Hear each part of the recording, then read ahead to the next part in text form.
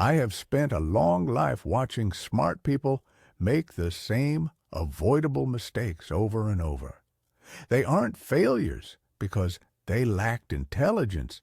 They fail because they mismanage information, what they give away, when, and to whom. If you want one compact rule to carry through everything I say, avoid stupidity. Matters more than demonstrating cleverness. Privacy, in that light, is not secrecy for its own sake. It is optionality's shield. Information once released rarely returns to you, and when it leaves your hands, it changes incentives, timing, and leverage. Here are 6 confessions, 6 things you should treat as if you must never reveal them publicly. I'll explain why each one destroys options when shared, show the psychological mechanism behind it, give a quick example, and tell you one small practical guardrail to put in place. Before we begin, stop and think for a moment. Which of these 6 have you been tempted to share on social feeds, in casual conversation, or in meetings? If this sounds useful, pause. Pick one thing you'll stop sharing and save this video so you remember why you kept it private. 1. Your true financial position. There is nothing more corrosive to optionality than turning your bank balance, investment returns, or debt situation into public information. Money is leverage. When others know your exact position, they will change their behavior in ways that are rarely to your benefit. Friends ask favors. Relatives assume generosity. Counterparties sharpen their negotiating positions. Enemies see weakness and probe. Even well-meaning people reframe your life through envy or judgment. Mechanism: social pressure and incentive adjustment. Humans respond to incentives. Once someone knows you have cash, their incentives shift toward extracting it. When they know you're short, lenders and partners alter terms before you do. Public numbers invite requests, pressure, and opportunism. Private numbers preserve your timing and bargaining power. Psychology: announcing gains provides immediate validation. That dopamine hit feels good. Look at me becomes a substitute for disciplined compounding. Meanwhile, exposing losses triggers compassion, but also predatory behavior. Both responses erode long-term control. Example: imagine you casually tell colleagues you made a windfall last year. Within weeks, you are fielding invitations to join risky ventures, requests for loans, and opportunities pitched by people who suddenly believe you are flush. Your bargaining position with a potential partner weakens because they know you can cover shortfalls. They push for better terms. Conversely, if you admit struggling with debt, friendly lenders offer risky, high-cost bridges. Predators sniff out weakness. Practical guardrail: keep financial facts to a trusted circle. One advisor, a spouse if applicable, and maybe a small group of long-term confidants. Do not post numbers online and avoid casual disclosures at social gatherings. When asked, deflect with a neutral phrase. I'm focused on the plan, not the headlines. If you must share achievements for professional reasons, focus on lessons learned or goals, not raw figures. 2.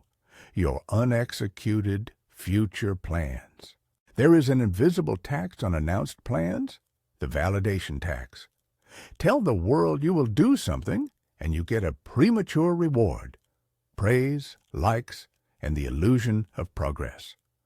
That dopamine reduces follow-through. Worse, when plans are public, they become expectations others can hold you to, and they become tools for others to influence you. Optionality collapses into obligation. Mechanism: commitment signaling, and negotiation loss. Public plans give away flexibility. If you announce an acquisition target, suppliers and partners react. Pricing, timing, and pressure shift. If you declare a major life change, moving cities, starting a company, friends and family adjust their expectations, which makes backtracking socially costly, even if the plan was naive. Psychology. Research and common observation show that public commitments can reduce the internal drive to complete a task because the social reward substitutes for actual achievement. People confuse signal with result. Example: a manager announces a strategic pivot to investors before securing the capital. Competitors use the announcement to preempt, suppliers raise prices, and the pivot becomes a public metric. The team must hit on the quarter schedule. Long before it is operationally viable, the company loses negotiating leverage and pays more to execute. Practical guardrail. Treat untested plans as options, not pledges. Share only with stakeholders who must act on the information or who will help execute. Trusted partners, a close advisor. Use private milestones and written plans rather than public declarations. If you want accountability, use a coach or a close peer who won't turn your plan into a public headline. 3. Deep personal vulnerabilities to unqualified people. There's a difference between authenticity and indiscretion. Authenticity builds trust in the right contexts. Oversharing builds a dossier others can use. Telling acquaintances about personal insecurities, past mistakes, or emotional wounds may invite sympathy, but it also hands potential leverage to manipulators and reshapes how people treat you in ways that reduce your future options. Mechanism, weaponization, and reputational lock-in. Personal weaknesses, once public, are incorporated into the social ledger. People update their models of you. Some will offer help, others will exploit. Even those who intend no harm will treat you as a different person, less reliable, more needy, or emotionally fragile, and that affects opportunities. Psychology. Vulnerability can facilitate connection, but it must be calibrated. The brain rewards confessional behavior. It feels intimate and bonding, but context matters. Confessions in safe therapeutic circles are not the same as confessions in places where incentives differ. Example: someone posts about a recent relapse or mental health struggle in a professional forum to seek empathy. Instead, a recruiter who follows them interprets risk and deprioritizes them for a role requiring perceived stability. A creditor sees elevated risk. A team sees potential disruption. The consequence is less opportunity, not more support. Practical guardrail. Reserve intimate disclosures for therapists, close friends, or mentors who operate under confidentiality norms. When you need support publicly, frame it around the action you're taking. I'm working with a counselor and here's what I'm doing, rather than the raw, uncontextualized vulnerability. Keep a mental map. If someone cannot help you execute or protect you, they probably shouldn't know your weaknesses. 4. Grievances and resentments spoken publicly. A public airing of grievances rarely heals. It multiplies meanings and hardens positions. Once you declare anger or complaint in a public forum, you escalate the dispute into a broader social contest. Interpretations proliferate. Allies align. Reputations are reshaped. Private, direct resolution is almost always superior. Mechanism, escalation, and reputational compounding. Public complaints invite third parties to take sides, which increases the stakes. What began as a solvable disagreement becomes a trial by audience, where the loudest narrative, not the fairest, wins. Your complaint can also be used against you later. Remember when you made that public accusation? Becomes ammunition. Psychology. Public venting feels cathartic. You get immediate validation from an audience. But that validation is transactional and short-lived, while long-term relationships and reputations suffer. Human beings are wired to take sides.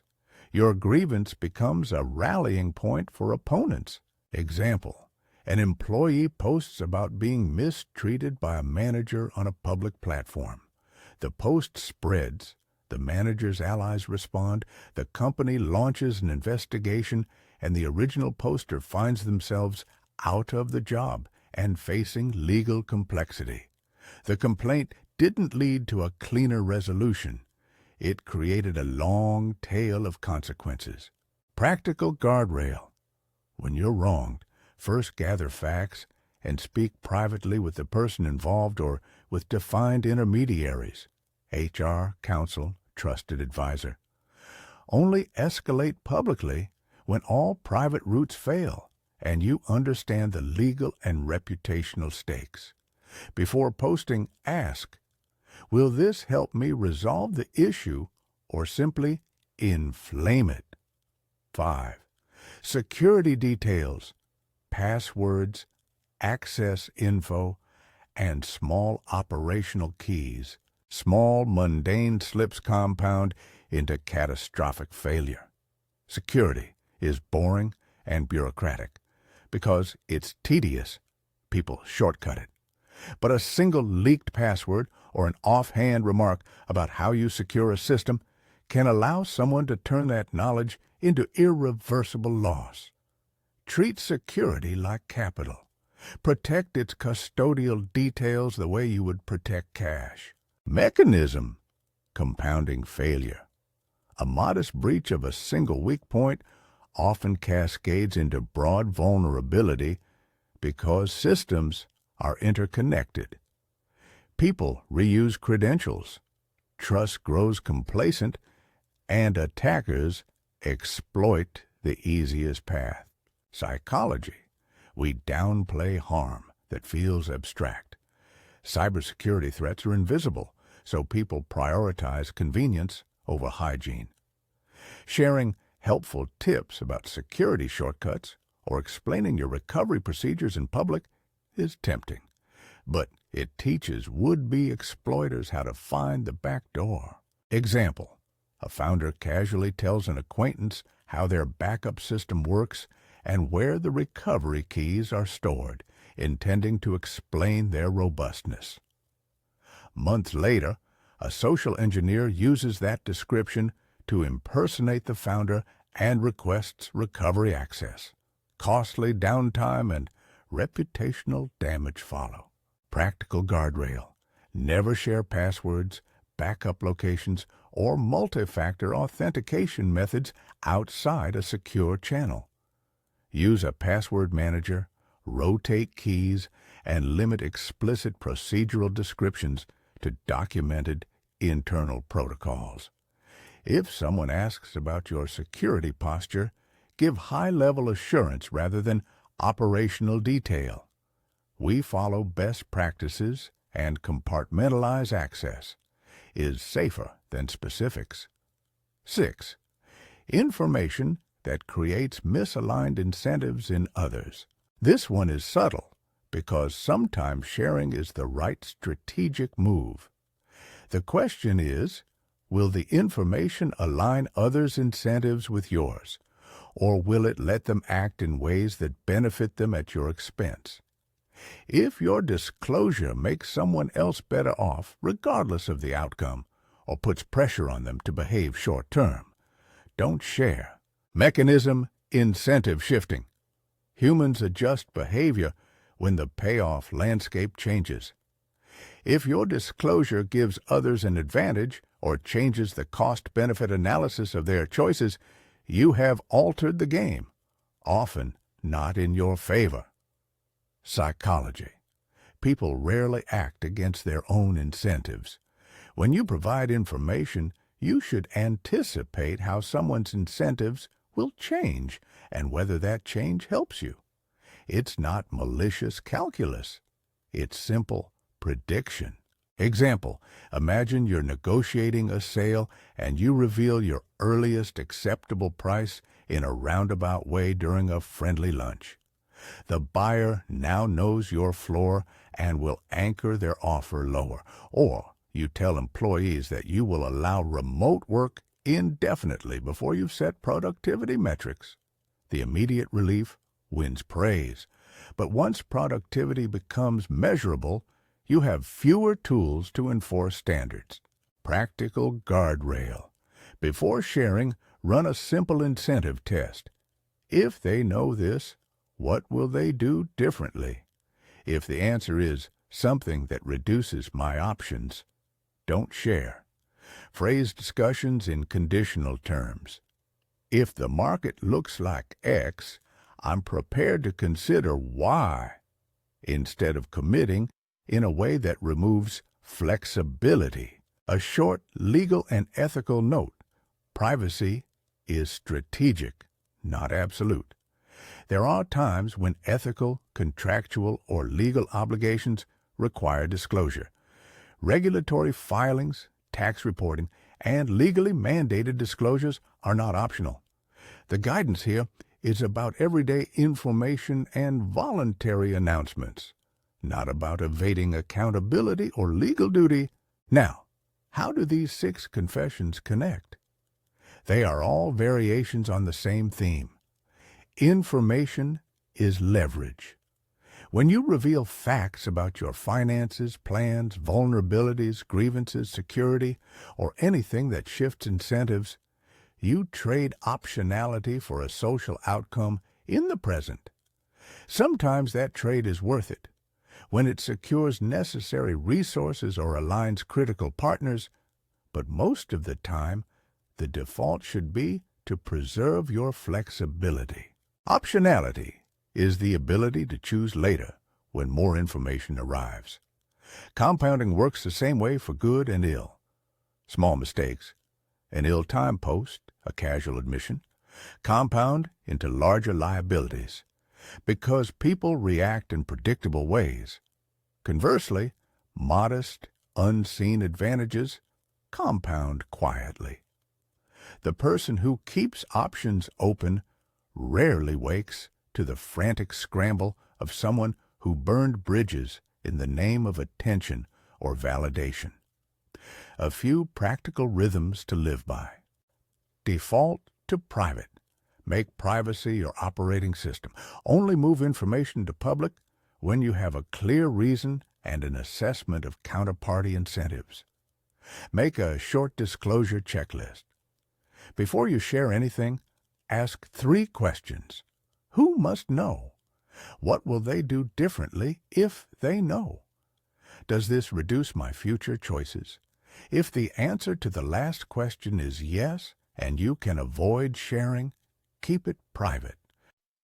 Build a trusted circle, a small set of advisors who understand your context and who will not weaponize information is invaluable. Keep your financials, plans, and vulnerabilities within that circle until execution requires broader disclosure. Practice delayed announcing. If you have a milestone tied to outcomes, a sale, a launch, a promotion, delay public celebration until contracts are signed or an operational threshold is met. That protects negotiations and prevents premature obligations. Treat security like an operational imperative. No shortcuts. Document procedures, rotate keys, compartmentalize access, and simply refuse to discuss operational security outside secure channels. Frame grievances for resolution, not performance. If you must complain, do it privately and with a remediation-focused tone that preserves options for reconciliation. You will be tempted, and that's part of human nature. Praise is immediate, and reviews, likes, and approval are addicting. But the quick high of external validation is not a long-term strategy. Avoiding stupidity, those predictable small errors that cascade, earns compounding over decades, discipline over display, patience over applause. Let me give one example that ties many of these points together. Picture a small business owner who loudly celebrates a successful funding round on social media. They post numbers, plans for expansion, and the personal stress they endured. Investors now know the runway, competitors know the strategy. Employees expect rapid change, and the owner has satisfied the need for recognition without securing supply contracts or operational upgrades. A supplier sees the press and demands better pricing. A key employee sees an opportunity to ask for more. An opportunist uses the personal stress admission to press for leverage in a deal. What started as a deserved celebration becomes a cascade of pressure points that compress the owner's optionality and raise execution costs. The owner traded controlled private planning and negotiated terms for a headline and a momentary ego reward. You can see where this goes. Avoid the headline, keep leverage. Now, a small behavioral move you can implement today. Pick one of the 6 confessions, your real financials, a plan you've been touting, a vulnerability you've mentioned to many people, a grievance you're itching to post about, a security detail you've shared, or an operational fact that could misalign incentives, and make it private. If it's already public, consider whether you can reframe it, correct course, or remove it where possible. If it's private, apply the 3-question checklist before you tell anyone else. Final note, protect your privacy not as a fraud or a retreat, but as an investment strategy. Information is a form of capital. Guard it like cash. The person who manages their information with discipline and skepticism of momentary validation will usually retain more options, more time, and more leverage. That is how fortunes and careers survive, not by flash, but by the quiet accumulation of disciplined choices. So here's the closing challenge. Choose one of the 6 confessions and enact one guardrail before the end of the day. Make one small adjustment. Remove a post. Tell a colleague you will no longer discuss finances broadly. Set a password manager. Delay an announcement. Do one thing to protect optionality.